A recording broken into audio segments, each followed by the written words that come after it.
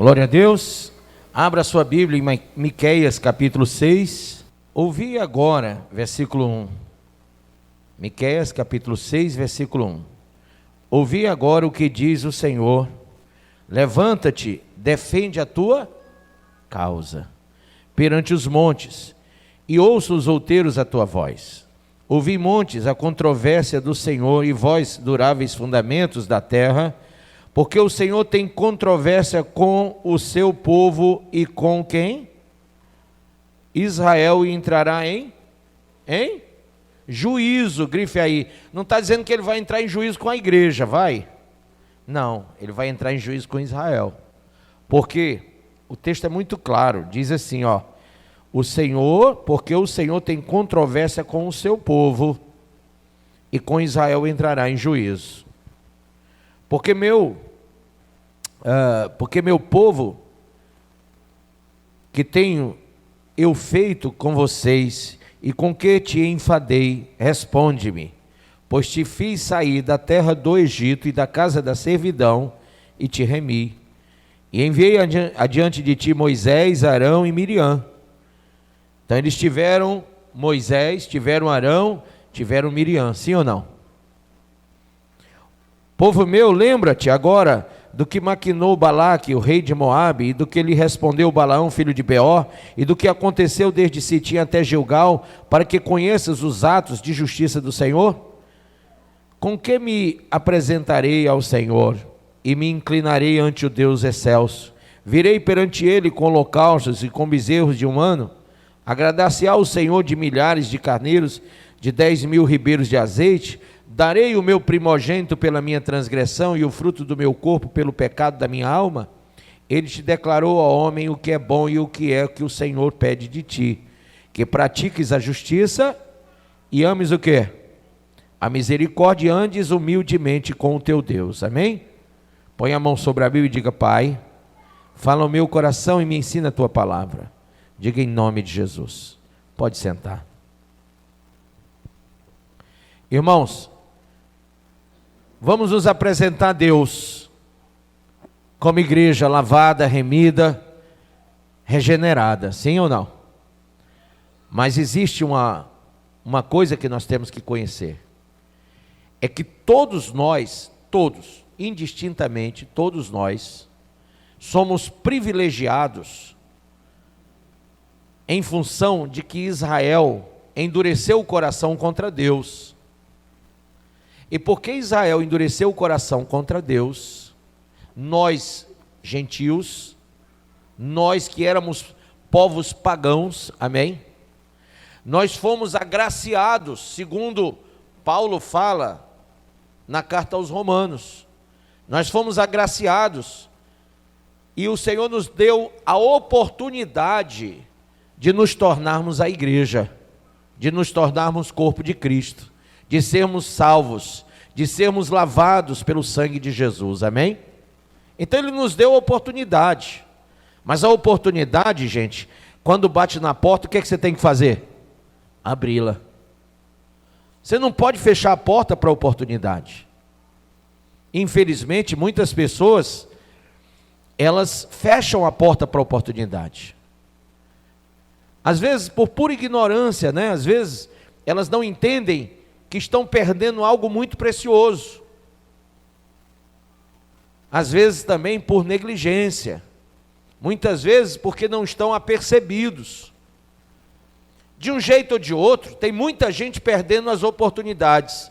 Mas a maior oportunidade, essa que você não pode perder, mas que por muitas vezes você não tem meditado nela, não tem atentado para ela e não tem conhecido sobre ela, você tem perdido a oportunidade de ser salvo. A oportunidade de ser salvo é a maior oportunidade.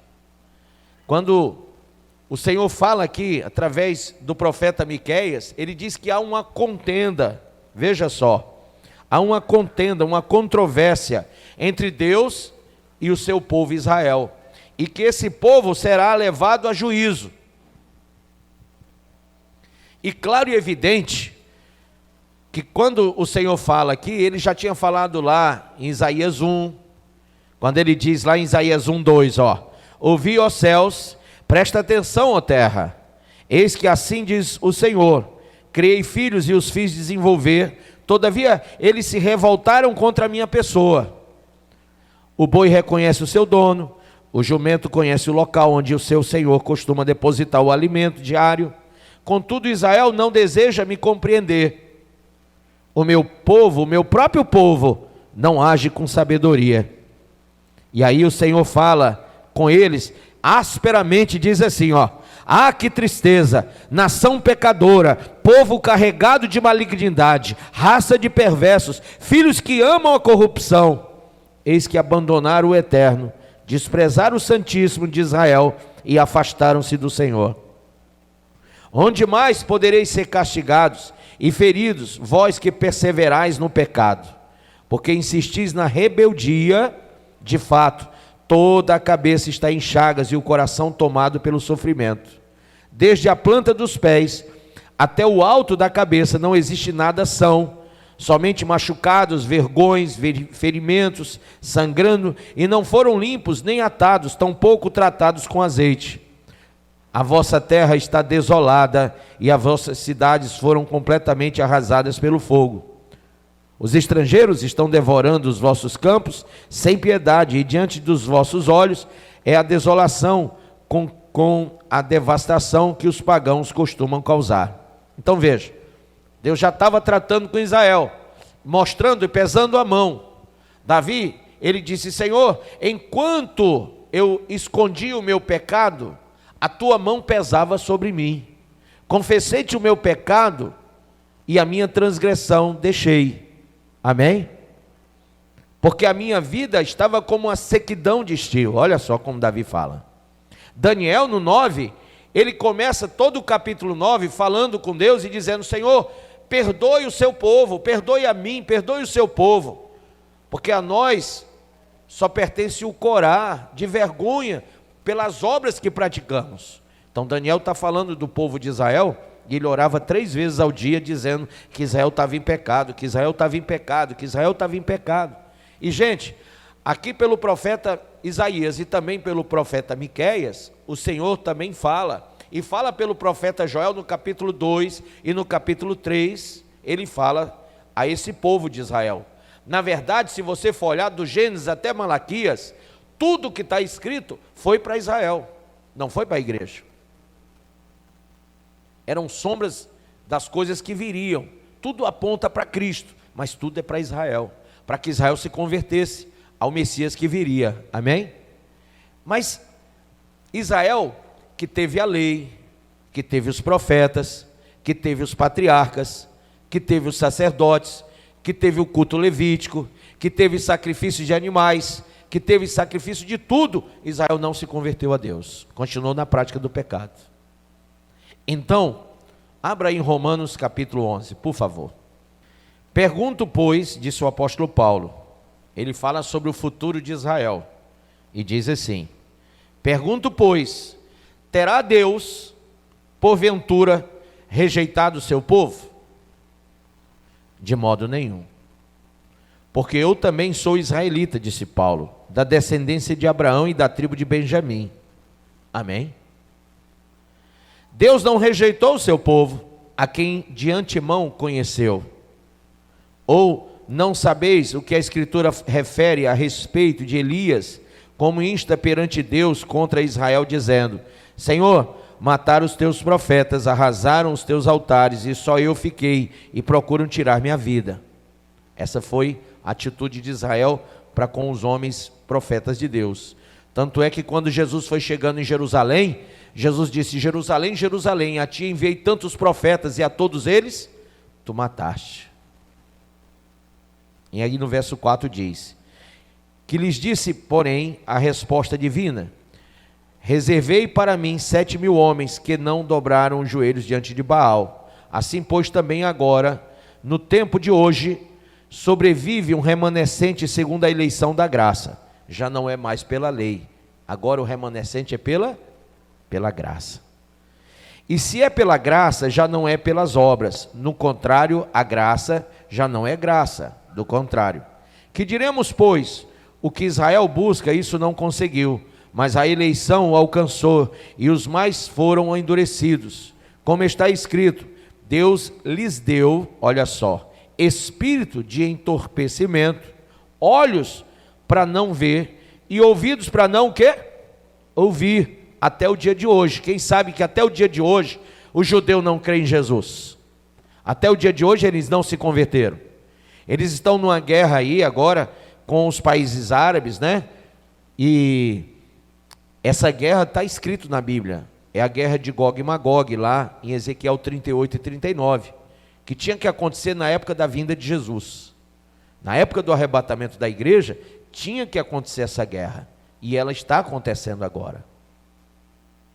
Então a igreja tem que estar com sinal vermelho, sinal alerta, né? Veja, ele fala aqui o seguinte, olha só, que nos entorpeceu, deu a eles o espírito de entorpecimento. O que quer dizer isso? Que eles não estão percebendo. Jesus veio e eles não viram, nem ouviram, nem sentiram, porque o Senhor diz, se eles vissem com os olhos, ouvissem com os ouvidos e sentissem no coração, eu os curaria. Que cura é essa? Da doença que Isaías falou no capítulo 1, das chagas do pecado do pé à cabeça, amém? Então se eles ouvissem com os ouvidos, vissem com os olhos o que Jesus fez na cruz, eles seriam curados, mas eles não quiseram ver, e nem poderiam ver. Olha o que diz aqui, e diz Davi, torne-se-lhes a mesa em laço e armadilha, em tropeço e punição, escurece-lhes os olhos, para que não vejam, e fiquem para sempre encurvados às suas costas. Pergunto, pois, porventura tropeçaram para que caíssem? De modo nenhum, mas pela sua transgressão veio a salvação aos gentios, para pô-los em ciúmes. Então, porque Israel transgrediu, veio salvação para nós, gentios. Amém ou não amém? Você só está aqui agora, sendo alvo da palavra da graça em Cristo Jesus, porque Israel endureceu o coração, porque Israel não quis, e o fato de Israel não ter querido, dá a gente a oportunidade da salvação. Guarde primeiro a informação de hoje, aí vem, ó. Ora, se a transgressão deles redundou em riqueza para o mundo, verso 12, e o seu abatimento em riqueza para os gentios, quanto mais a sua, o quê? Plenitude. Vai vir plenitude para Israel? Vai. Mas vai ter que se cumprir primeiro, vão ter que se cumprir 3 dias de anos. Sabe o que são 3 dias de anos? Está lá em Oséias capítulo 6, versículo 1 e 2, quando fala assim, ó, que há uma discussão, assim como Miqueias falou, entre Deus e Israel, e Deus vai abater Israel por 2 dias, mas ao 3º dia, o Senhor vai se reconciliar com Israel, amém? E se você ler a carta de 2 Pedro, capítulo 2, versículo 8, 9 e 10, diz o seguinte, ó, um dia para Deus são como 1000 anos, e 1000 anos como um dia. Então 2 dias em que o Senhor, ele rompe com Israel, mas no 3º dia, olha, 2000 anos da graça, amém? E no 3º dia, que é o 3º milênio, Jesus vai vir no final dos 7 anos da grande tribulação, ele vai vir para quê? Para unir Israel a ele novamente. Então Jesus vai reinar 1000 anos na terra, e Israel vai estar com Cristo, amém? Assim como os santos anjos, assim como a igreja, que foi arrebatada e voltará com o Senhor. Agora imagine você, aqui está dizendo, que porque Israel rejeitou o Senhor, nós tivemos a oportunidade da graça. Foram 2 dias que foram dados, 2000 anos. Você sabia que no calendário judaico e no calendário romano, esse período já está no fim? Para dizer a verdade, no romano já até passou, no judaico é que está quase isso ou já. E aí você diz, por quê? Porque o calendário, o ano judaico tem 360 dias, e o ano romano tem 365 dias, gente. Nós estamos em 2000 e quê? em 23. Então, pelo calendário romano, veja só, nós já estamos com mais de 2000 anos, sim ou não? Só que a história da igreja, a gente entende que Jesus, ele morreu exatamente lá pelo ano 14 DC, 14 depois de Cristo, tá? No calendário romano, o correto mesmo é que ele morreu no ano 14 e ressuscitou nesse período. Então veja, nós contamos o período da graça a partir de Jesus, sim ou não? Então lá no ano 14, se a gente tiver certo que foi no ano 14, se você abater 14 anos de 2023, são 2007 anos, não é isso? Aliás, são 2007 anos, exatamente, quase 7, né? 2006. Já passou dos 2000 no calendário romano. E no calendário judeu, se você admitir que são 5 dias só de diferença de anos, provavelmente já fechou também. O que é que isso nos traz de informação?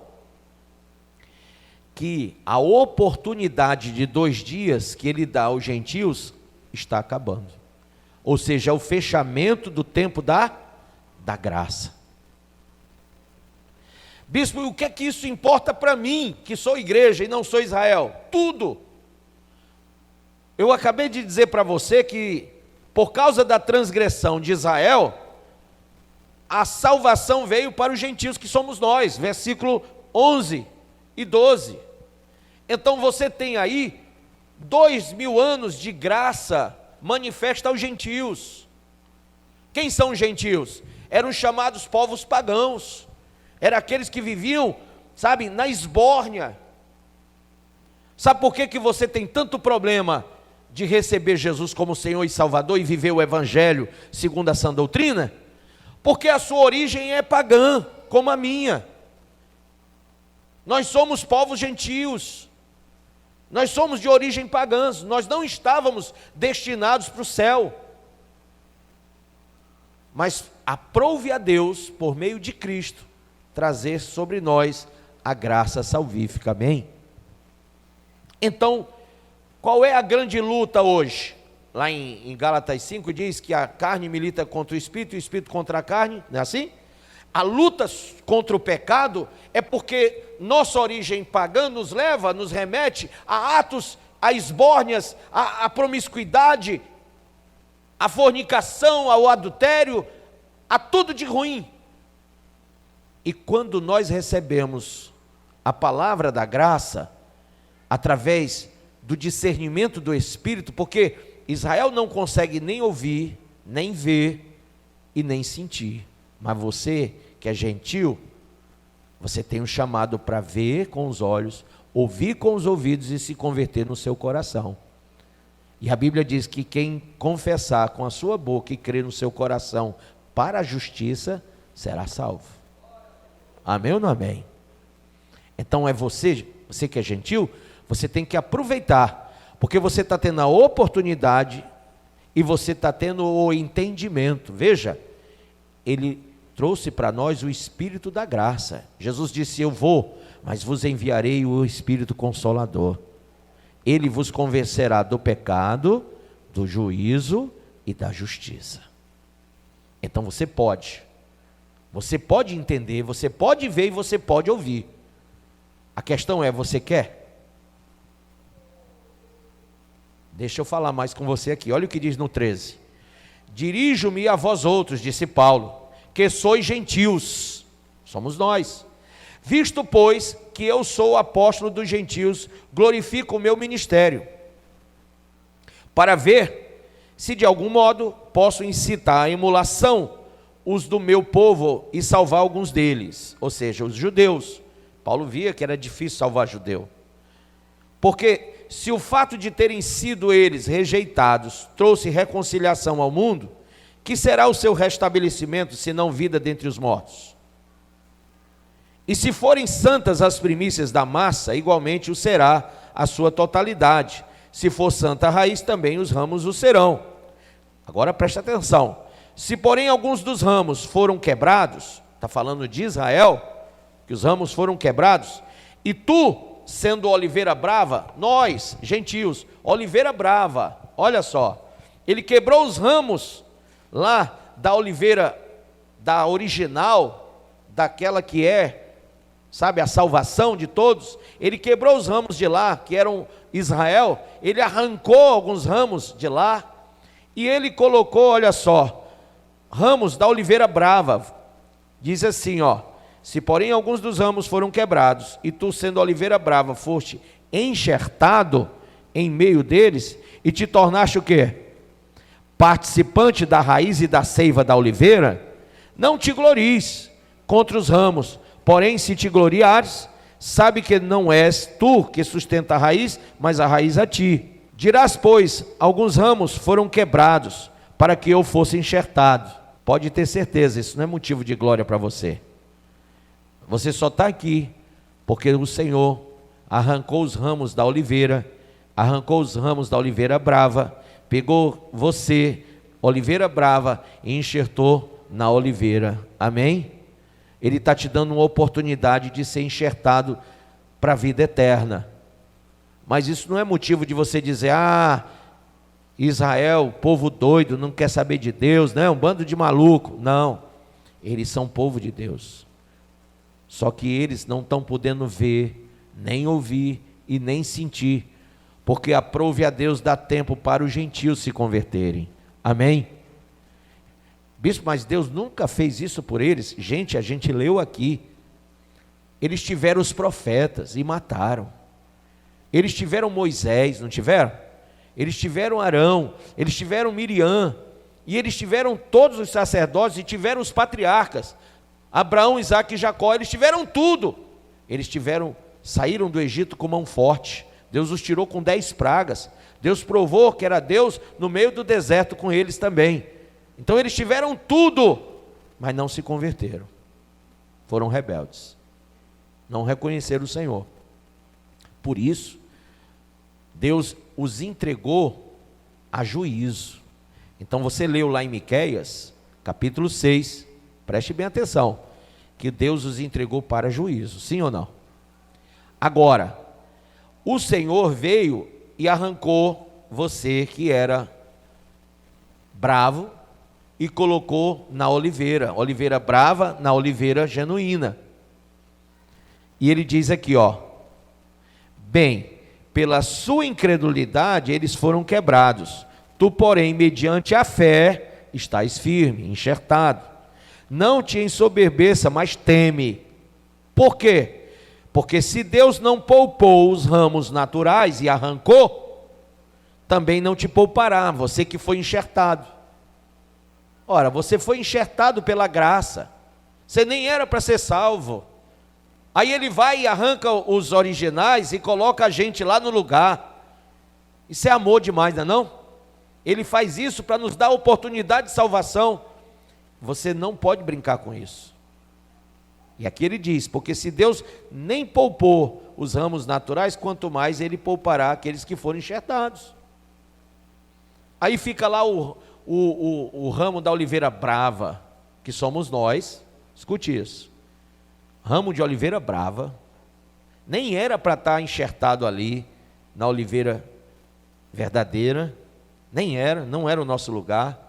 Mas o Senhor quebrou os ramos da original, da natural, para colocar de uma forma sobrenatural, porque naturalmente isso era impossível, mas sobrenaturalmente Ele fez. Amém? Dando a nós a oportunidade. E aqui diz: considerai, pois, a bondade e a severidade de Deus, para com os que caíram severidade, mas para contigo a bondade de Deus, se nela permaneceres. De outra sorte, também tu serás cortado, como foram cortados os ramos naturais, que rejeitaram o Senhor. Versículo 23. Eles também, se não permanecerem na incredulidade, serão enxertados, pois Deus é poderoso para os enxertar de novo. Pois se foste cortado da que por natureza era oliveira brava, e contra a natureza enxertado na boa oliveira, quanto mais não serão enxertados na sua própria oliveira aqueles que não são ramos, aqueles que são ramos naturais. Está falando que Israel pode e vai ser enxertado novamente. Só que isso vai acontecer depois do juízo. Aí veja, verso 25 diz: porque não quero, irmãos, que ignoreis esse mistério, para que não sejais presumidos em vós mesmos, que veio endurecimento em parte a Israel, até que haja entrado a plenitude dos gentios. E o que é a plenitude? Plenitude é uma coisa que é completa. Sabe o que o Senhor está esperando? Que os gentios sejam completamente trabalhados. E isso já está acontecendo. Porque foram 2 dias, 2000 anos, para que os gentios chegassem à plenitude. Então Deus tinha que falar com todos eles. E falou através dos pastores, da igreja primitiva, da igreja medieval e agora da igreja contemporânea. O que é que você tem que prestar atenção? É que o juízo que foi ordenado por Deus pelo profeta Miqueias a Israel, não é para nós. Se nós, ramos de uma oliveira brava, enxertado na oliveira boa, não formos rebeldes como foi rebelde Israel. Está entendendo ou não? Se você for agir igual Israel agiu, inconsequentemente, impertinentemente, indolentemente, simplesmente deixando Deus para lá, vivendo do seu próprio jeito, da sua maneira, sem se converter verdadeiramente ao Senhor, a Bíblia diz que quem não poupou aqueles ramos naturais, também não poupará aqueles que foram enxertados. Quem está entendendo o que eu estou falando, levanta a mão. Amém? Então presta atenção nisso. Caminhe comigo aí, volte em Romanos 8. A Bíblia diz que não há mais condenação para quem está em Cristo, mas você tem que estar em Cristo. Estar em Cristo não é só estar aqui na igreja, é estar firmado na sã doutrina, é congregar, é ser corpo de Cristo de verdade, é receber o Evangelho e praticar o Evangelho. Amém? Veja aí, Romanos capítulo 8 diz: agora pois, já nenhuma condenação há para os que estão em Cristo Jesus. Amém? Você crê nisso? Sim ou não? Crê mesmo? Se você crê que não há mais condenação, você tem que entender que não há mais condenação para quem está em Cristo. E aí, eu quero que você caminhe comigo, por favor, lá em 1 Tessalonicenses, capítulo de número 4, versículo 16 e 17. Vamos para lá. Verso 16: porquanto o Senhor mesmo, dada a sua palavra de ordem, ouvida a voz do arcanjo, e ressoada a trombeta de Deus, descerá dos céus, e os mortos em Cristo ressuscitarão primeiro. Depois nós, os vivos, os que ficarmos, seremos arrebatados juntamente com eles, entre nuvens, para o encontro do Senhor nos ares, e assim estaremos para sempre com o Senhor. Amém? Isso está lá em 1 Coríntios 15 também, gente. Fala do arrebatamento. Ele fala aqui com a igreja, não é com Israel. Paulo está falando com os gentios aqui. Ele está falando aos tessalônicos, povo gentil. Naquele outro texto ele falava aos romanos, também povo gentil. Lá em Coríntios 15 ele fala aos coríntios, também povo gentil, povo grego. E aqui ele está falando com você, gentil também. Amém? E ele está dizendo que ao ressoar da trombeta, dada a palavra de ordem, nós seremos arrebatados. Ah, bispo, mas eu ouvi dizer que vai vir aí a grande tribulação. Vai, mas ela não é para aquele que já está justificado por Cristo. Ela não é para aqueles que que estão, em Cristo Jesus. O problema é que muita gente pensa assim: eu levantei minha mão já, eu já aceitei Jesus, eu já fui lá na frente, então eu estou salvo, não estou? Não, pior que não. Não é assim que funciona. Se você acha que porque levantou a mão está salvo, ou porque alguém te jogou dentro da água lá e disse, você está batizado, né? Quem conhece gente que já se batizou e vive uma vida horrorosa de pecado? Não é? Eu tive um testemunho, duas mocinhas estão falando, sim, eu conheço. Imagina, hoje eu estava vendo na internet que foi uma caravana para Israel, 50 pessoas foram batizadas no Rio Jordão. Rio Jordão deve ser legal, né? Ser batizado no Rio Jordão. Mas eu fui batizado num tanque batismal e não troco o meu batismo pelo Rio Jordão. Porque batismo é batismo. Amém? Mas olha só, eles foram batizados no Rio Jordão. E diz lá uma pessoa que estava na caravana, que eles foram batizados num horário, em outro horário foram fazer uma oração, e aquelas 50 pessoas lá, muitas que foram batizadas no Rio Jordão, manifestaram com vários demônios. Então, de que valeu aquilo ali? De que valeu aquele batismo nas águas lá? Hã? Ah, bispo, então, peraí, quer dizer que não é levantando só a mão e nem batizando nas águas que eu sou salvo? Você tem que entender uma coisa. Você levanta a mão, você confessa com a boca, mas tem que crer no coração para a justiça, sim ou não? Se com a tua boca confessa, em teu coração o quê? Crê para a justiça. Tem gente que confessa com a boca, mas o coração está longe do Senhor. O próprio Deus disse isso. Vocês me louvam com os lábios, mas o seu coração está distante de mim. E lá em Jeremias 17, o Senhor disse, eu esquadrinho o coração de vocês para dar a cada um conforme o que eu vou ver lá. Amém? Porque o coração, ele diz, do homem é enganoso e corrupto. Deus não confia naquilo que você está falando. Deus quer ver dentro de você. Amém? Então veja só. Aqui diz que vai ser arrebatado. Em Romanos 8 diz que já não há mais condenação para quem está em Cristo. Em Romanos 11 diz que nós gentios recebemos a palavra da salvação e a oportunidade de vida eterna, porque os judeus, o povo de Israel, vai entrar em juízo. E Deus, sabendo que eles iam entrar em juízo por causa deles mesmos, por causa da transgressão deles, Deus deu a eles espírito de quem não sente, de indolência, e deu a eles um ouvido de surdo, e deu a eles olhos de cegos, ou seja, nem enxergam, nem ouvem, nem sentem, para dar a você plenitude, para dar a você e a mim, gentil, oportunidade de salvação.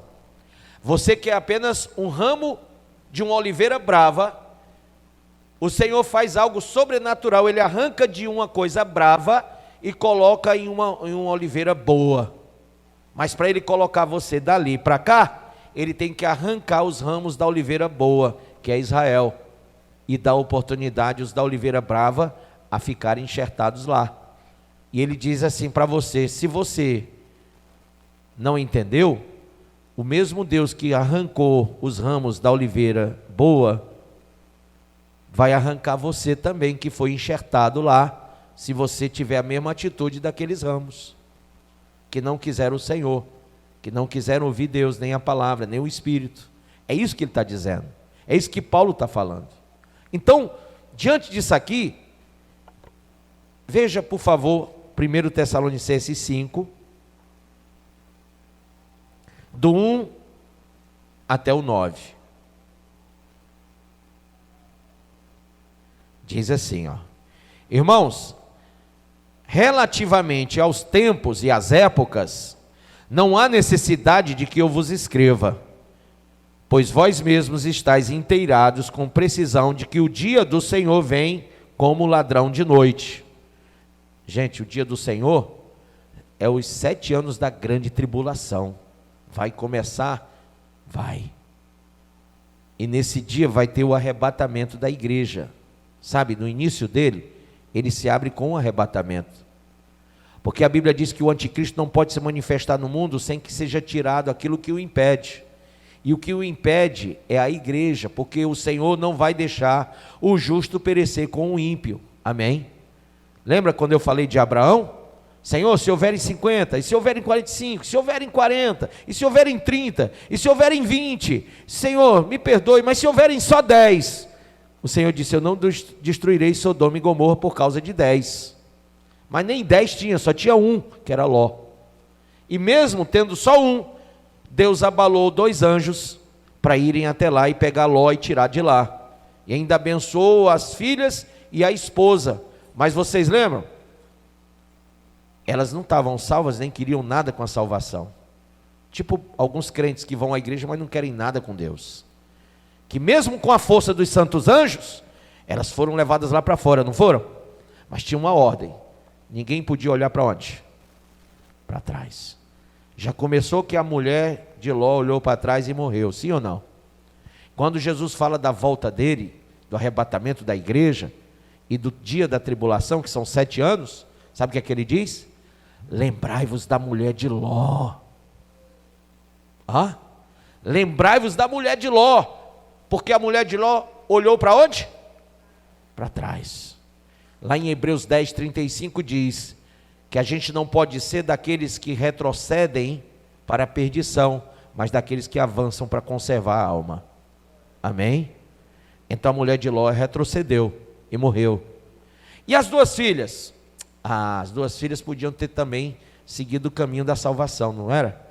Mas elas embriagaram o pai e se deitaram com ele, cometeram incesto, e geraram 2 filhos, Amon e Moabe, os 2 filhos, um deu origem aos moabitas e o outro aos amonitas, 2 povos, que lá em 2 Crônicas capítulo 20, o Senhor destruiu na época do rei Josafá. Por quê? Porque eram fruto do incesto, e eles se rebelaram contra Israel, eles foram atacar Israel e sitiaram Jerusalém, está lá, os moabitas, os amonitas e os povos de Seir, e o Senhor mesmo disse ao rei Josafá, nessa peleja, você não terá que pelejar, porque essa peleja não é vossa, é minha. O Senhor entrou com juízo contra Amon e Moabe. Vocês entendem isso? Porque eles eram fruto do pecado, de 2 filhas desnaturadas que embriagaram o pai e se deitaram com ele. Agora, irmãos, entenda, aqui diz assim, irmãos, relativamente aos tempos e às épocas, não há necessidade que eu vos escreva, pois vós mesmos estáis inteirados com precisão de que o dia do Senhor vem como um ladrão de noite. Onde é que está isso? Jesus falou isso em Mateus 24, 43, em Lucas 12, 39, e o próprio apóstolo Pedro lá em 2 Pedro 3, 10. Então é para você saber, que vai ser assim, que horas vem o ladrão? Ninguém sabe. E a Bíblia diz lá que Jesus fala que nem o Filho, nem os santos anjos, só o Pai sabe. Por isso ele diz, vigiai e orai, a todo tempo. Versículo 3 diz, quando andarem dizendo, o que é que o mundo hoje está pedindo?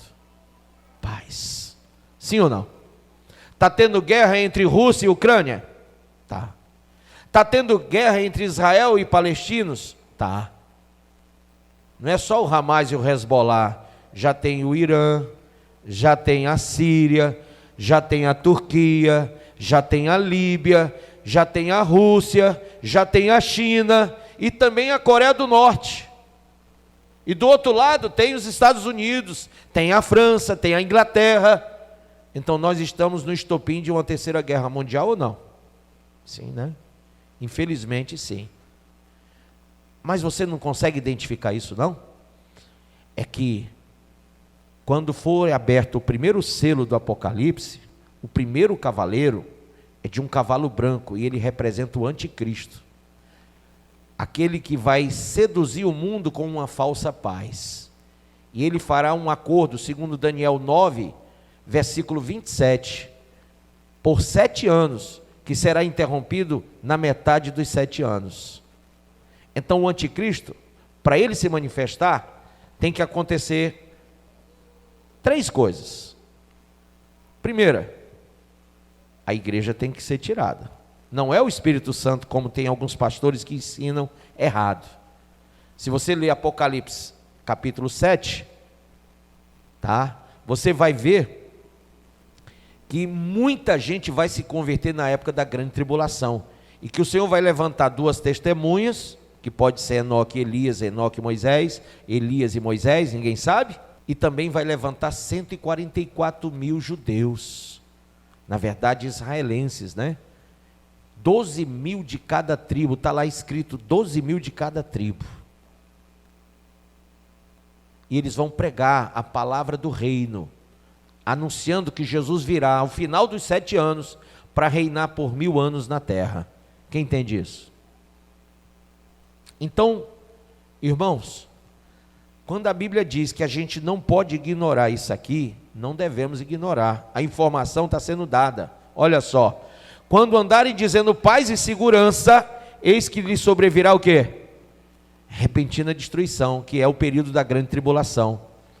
Você sabe que colocaram um tigre exatamente igual ao que a Bíblia descreve no Apocalipse, que seria a imagem do animal, da besta, um tigre com boca de leão, com pata de urso, todo colorido, tem até uma imagem desse tigre, e ele foi colocado na frente do prédio da ONU, e a ONU hoje é um órgão responsável de trazer paz, porque ela foi criada para gerar paz entre os países, mas também a nova ordem mundial está inserida na direção da ONU, porque eles acreditam que a única forma de ter paz é um só governo, uma só economia, uma só moeda, por conseguinte, entende isso? E uma só religião.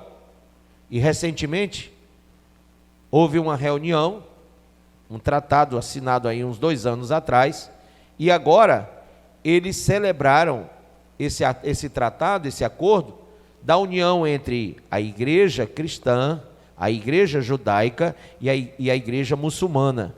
As 3 maiores religiões do mundo, lá em Dubai, criaram um local que é chamado o Tratado de Abraão, tá?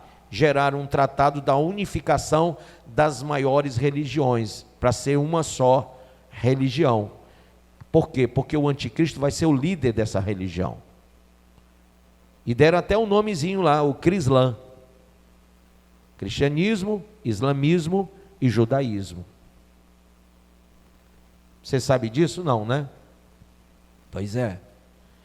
E aí tudo coaduna para que haja um só líder mundial.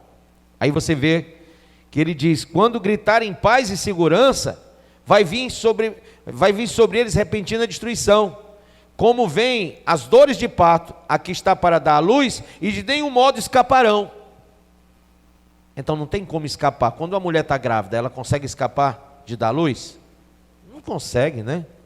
Ela sente a dor, sente a dor, sente a dor, e a dor vai aumentando, não vai? Vai. Até chegar o dia dela parir, ela tem que sentir mais dor e mais dor. As contrações vão aumentando. Você está notando que o mundo está piorando, sim ou não? Que tudo está estranho? Será que é só eu ou você está tendo discernimento? Que a coisa está feia, hein? E está piorando mais, não está? As dores estão aumentando, a sociedade não está ficando mais sofrida? Isso é porque as dores de parto estão aumentando. Olha, gente, sábado, hoje é domingo, sábado e sexta-feira, somados, morreram mais de 10 mil pessoas só na guerra entre Israel e o Hamas. Aqui no Brasil teve muita mortandade também, ali em São Paulo e no Rio. As facções lá, né? E aqui em Fortaleza também, não para. E é no mundo todo. Um marido que se dizia até pastor, matou a esposa cantora. Você ouviu dizer isso? Não. Olha que maldade, que ruindade. Mas isso são as dores de parto. Isso teria que acontecer. A Bíblia diz: ai daquele por quem vier o escândalo. Mas é inevitável que venha. Então escândalos iriam acontecer, surgir. E o que é que nós temos que saber? Nós, gentios que nos convertemos a Cristo, que nós temos que estar enxertados na oliveira e firmados lá. Amém? Porque nós tivemos a oportunidade, não podemos agora voltar para trás, como a mulher de Ló. E ele diz aqui, eu li em Miqueias que virá juízo sobre Israel, mas agora eu vou ler o que vai acontecer com a igreja, quem tiver em Cristo, hein? Veja, verso 4: mas vós, irmãos, não estáis em trevas, para que esse dia, como ladrão, vos apanhe de surpresa, porquanto vós todos sois filhos de quê? Da luz, e filhos do dia. Nós não somos da noite, nem das trevas. Assim, pois, não durmamos como os demais, pelo contrário, vigiemos e sejamos o quê? Sóbrios. Ora, os que dormem, dormem de noite, e os que se embriagam, é de noite que se embriagam. Nós, porém, que somos do dia, sejamos sóbrios, revestindo-nos da couraça da fé e do amor, e tomando como capacete a esperança da salvação. Por quê? Olha que coisa linda, olha que palavra abençoada, porque Deus não nos destinou para a ira. Então vai vir juízo? Vai, mas não para aquele que está em Cristo. Porque como eu disse lá em Romanos 8, já não há mais condenação para quem está em Cristo. Você está em Cristo ou não? Você pode ter entrado pela porta da igreja hoje, e entrou até pela porta da religião, dizendo: eu sou evangélico, eu já não sou mais isso ou aquilo outro, eu sou evangélico. Mas você entrou pela porta do reino? Sabe, tem uma parábola que um rapaz estava lá nas bodas, na festa do rei, e todo mundo tinha que estar com uma vestimenta, e ele estava com outra. E quando o rei saiu e viu todos os seus convidados às mesas, ele disse àquele homem: amigo, quem foi que te deixou entrar aqui com essas vestes? Como você entrou aqui? E aquele homem ficou calado, porque ele sabia que tinha sido identificado, porque ele não estava com as vestes de núpcias. Então você pode até entrar no banquete pensando que vai ficar nele, mas se você não for revestido das vestes, você vai ser lançado fora. Porque naquela hora o rei disse: prendam-o, amarrem-no e lancem-no nas trevas, onde há fogo e ranger de dente. Por que o rei fez isso? Porque todos tinham que estar revestidos das vestes nupciais. Você entende isso?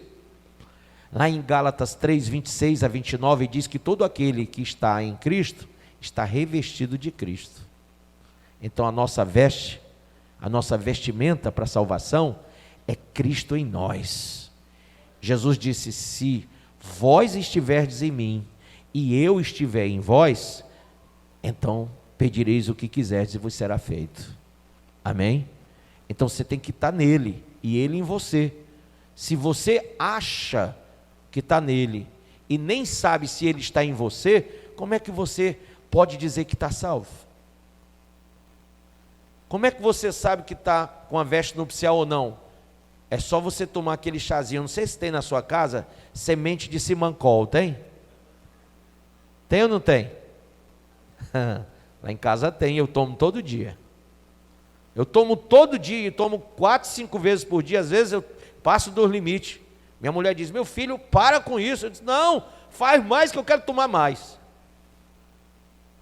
Porque, sabe, é muito ruim você estar nessa vida e não se mancar que só vai para o céu quem for puro. Amém?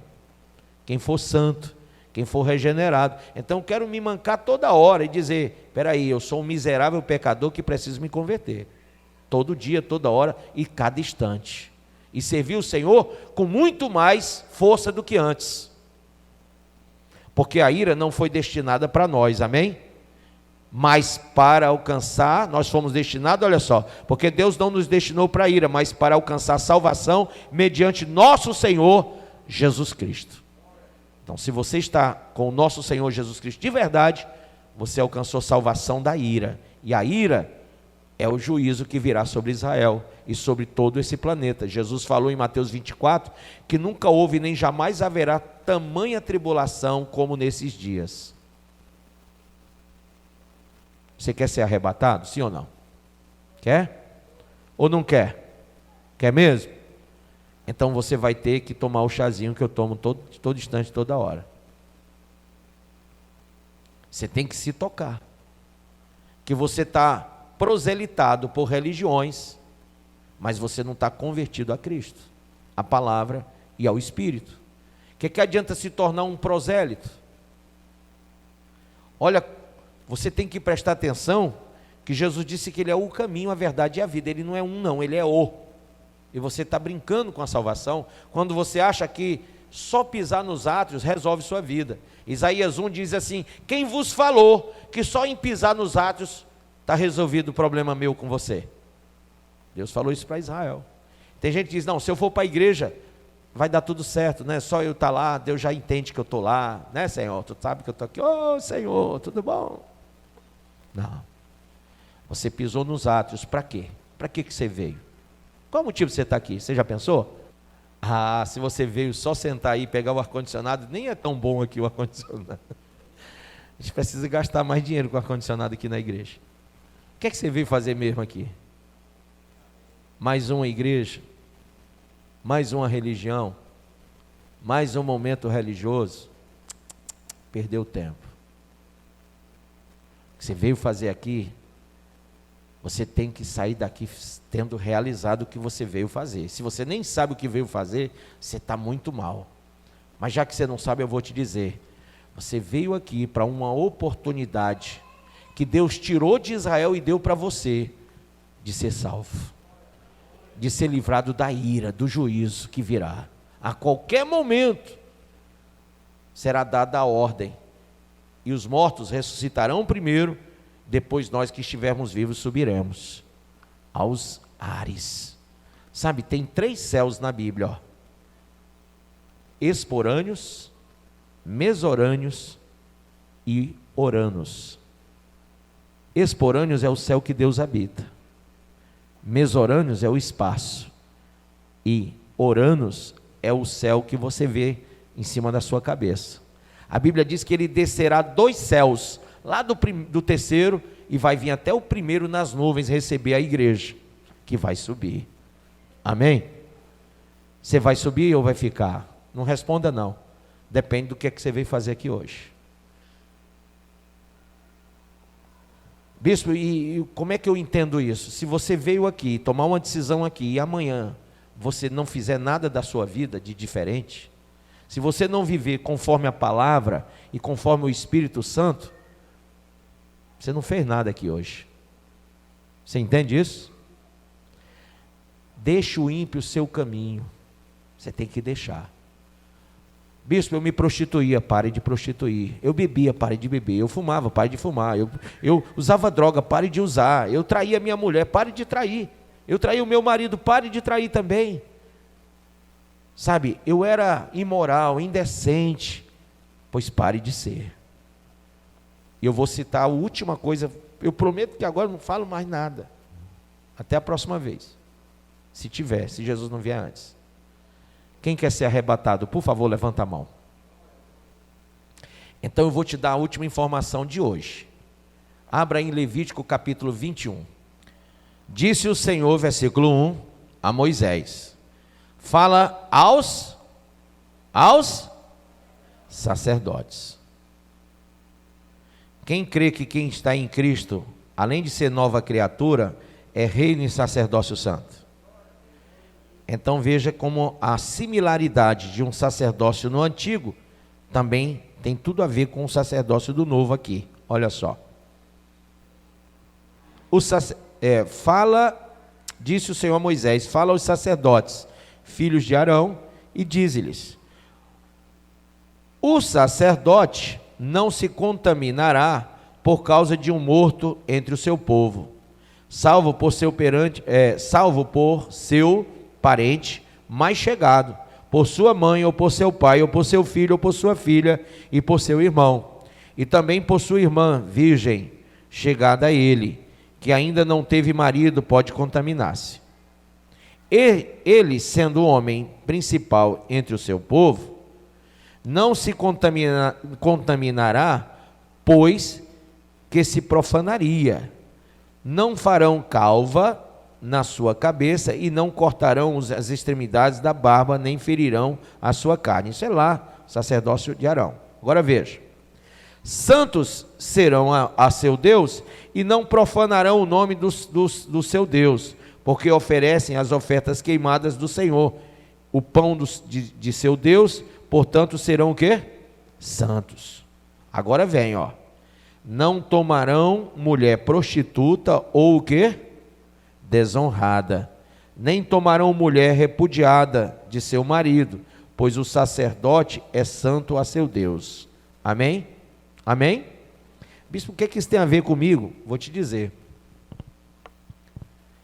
Quem crê que Jesus é o sumo sacerdote? Você crê? Ele vai vir buscar a igreja, não vai? Vai. Mas olha só a revelação. Um sacerdote não podia se casar com uma mulher profanada, uma mulher repudiada, uma mulher prostituída, uma mulher não virgem. Aí você diz: estou ferrado. Tá não, calma. O sangue de Jesus te justifica, te regenera, te purifica e te santifica. Amém? Agora presta atenção. Você quer ser arrebatado? Lembre-se que nós somos a noiva do sacerdote. E a noiva do sacerdote tem que estar o quê? Pura. Como uma virgem. E você vive na prática do erro. Como é que você vai estar puro? Por isso que lá em Apocalipse 22 diz: quem está imundo, cometa imundícia ainda. Quem está injusto, ainda faça injustiça. Mas quem está puro, purifique-se mais. E quem é justo, santo, santifique-se mais ainda. Quem entende isso? Então nós temos a promessa e temos que entender que ele não vem buscar qualquer, não. Ele vem buscar aquele que é puro aos seus olhos. E a pureza que nós temos que entender está no sangue de Jesus sobre nós, no sacrifício vicário. Mas Jesus não derrama o sangue dele assim, aleatoriamente, não. Ele só vai derramar sobre aquele que realmente quiser estar com ele por toda a eternidade. Você vai ter que querer servir, vai querer mudar, vai querer ser nova criatura, vai deixar o pecado, e aí o sangue de Jesus te purifica e te justifica. Amém? Do contrário, você está lá dentro da igreja, ele vem e arrebata só os puros, só os justificados, só os santificados, só os que se regeneraram. Você estava naquela teimosia: não, Deus entende, não vai dar tempo, não, Deus me ama assim, puro e sujo, Ele vai me receber porque Ele me ama. Você receberia na sua cama, na sua vida, alguém sujo, imundo, o tempo todo, sim ou não? Não. Você não quer ninguém imundo do seu lado, você não quer ninguém sujo e impuro. Como é que você acha que ele vai te receber se você vive na prática da imundície? Então cabe a você tomar o chazinho que eu falei e dizer: se ele só vai me receber puro, então eu tenho que me purificar, eu tenho que sair do pecado. Entende isso? Lá em Israel não está tendo guerra? Tá, não está? E você sabe qual é a primeira coisa que um país faz com os seus embaixadores? Embaixador é quem representa o país, você sabe disso? A Bíblia diz que a igreja, nós somos embaixadores de Cristo na terra. Quando Israel começou a guerra lá contra o Hamas, o embaixador de Israel, que estava lá em Gaza, foi retirado. Você entende isso? Quando começou a guerra lá da Ucrânia com a Rússia, quem tinha embaixador lá para morrer, tirou de lá. Entende isso ou não? Então, quando você é enviado como embaixador para uma nação, e ali está tendo uma guerra, a sua nação de origem que te enviou, é responsável por você. Foi ela que te enviou. Então ela vai e tira você de lá antes que você morra. E ela não vai deixar você com o seu inimigo. Então Então, nós somos embaixadores de Cristo se fazemos a obra de Deus. Se você está praticando a obra de Deus, você é embaixador.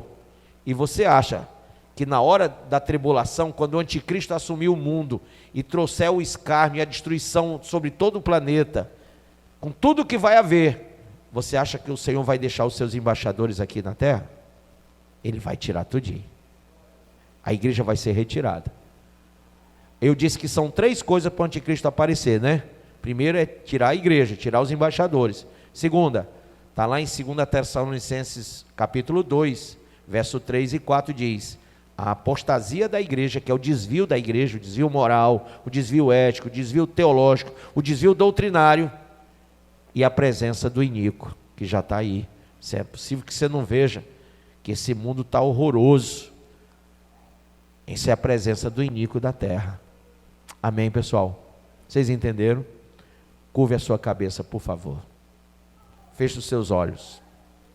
Fale com Deus e diga: Senhor, eu preciso me converter mesmo, porque o negócio vai pegar para mim. O juízo é para Israel. O Senhor me deu a oportunidade de ser livrado do juízo, porque não é para mim, a ira não é para mim que sou igreja. Eu sou gentil e o Senhor deu 2000 anos para os gentios se converterem. Mas em vez de eu me converter e me santificar e me purificar, eu estou na prática da iniquidade. Eu estou fazendo o que qualquer pagão faz, praticando paganismos, praticando pecados, desagradando a Deus. Então, se você reconhece que é um pecador e precisa sair do pecado, não é só você vir aqui na frente, hein? Mas é o primeiro passo. O segundo é que você vai resolutamente servir o Senhor com humildade de coração e com inteireza, porque a partir de hoje você tem que dizer não para a vida mundana, sair do pecado e servir a Deus de verdade, amém? Com compromisso, porque se você não tiver compromisso com Ele, Ele também não vai ter com você. Então agora, eu quero chamar você, que está aí sentado, sabe que vai vir um juízo, e você quer ser livrado do juízo que virá, e você quer realmente se arrepender dos seus pecados. A Bíblia diz: se confessardes os vossos pecados, Deus é fiel e justo para vos perdoar os pecados e vos purificar de toda a iniquidade. Amém? Quem hoje toma essa decisão ao lado de Cristo, vem aqui na frente. Sai do seu lugar, tome um lugar aqui na frente de decisão mesmo. Porque não basta só ser religioso, você vai ter que ser cristão agora. Na última hora, não tem tempo mais para você brincar de ser crente. Você tem que ser cristão de verdade.